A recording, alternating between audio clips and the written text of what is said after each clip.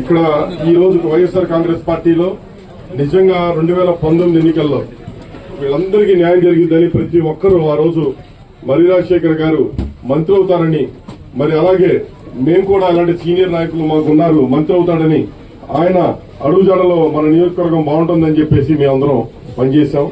పనిచేసిన క్రమంలో మాకు కుటుంబ సభ్యులుగా ఆప్తులుగా తయారై మొత్తం అందరం కూడా ఈ రోజు నాతో సన్నిహిత సంబంధంగా తయారవడమే ఒకటే కొత్తగా అనేది లేదు. అసలు అందరం ఒకరింటో ఒకరు భోంచేస్తా ఉంటాం.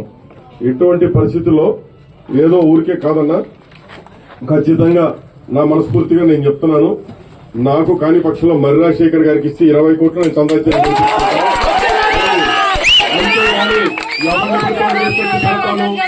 ఎవరో పైన సీఎం ఆఫీస్ కి పిలిచి ఎవరో 2-3 చెబితే వినడానికి అంత భయపడేదానికి కాదు. నియోజకవర్గం ఈసారి ప్రతి ఒక్క కార్యకర్తని బాగా చూసుకోవాలి, బాగుండాలి. మరి మా వైస్ చైర్మన్ గారు కొలిశెట్టి శ్రీనివాసరావు గారు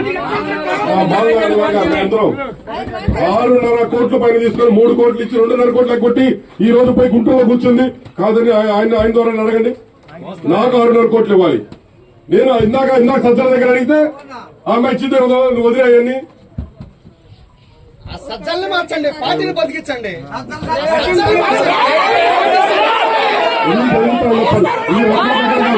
ఎంత మంది దగ్గర ఎన్ని రకాలు చేశారు.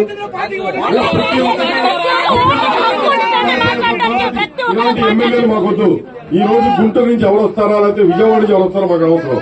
చిలకలూరుపేట వ్యక్తిగా ఇక్కడ నేను ఉన్నానా లేదా అనేదానికన్నా చిలకలూరుపేట వ్యక్తిని, నిజమైన వ్యక్తి, కరెక్ట్ అయిన వ్యక్తిని పెట్టండి.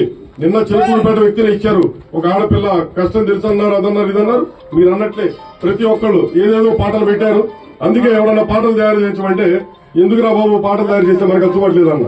కనీసం అక్కడ అవసరం అంటారు. అక్కడ కాబట్టి మనోహర్ అక్కడే పెట్టి ఇక్కడ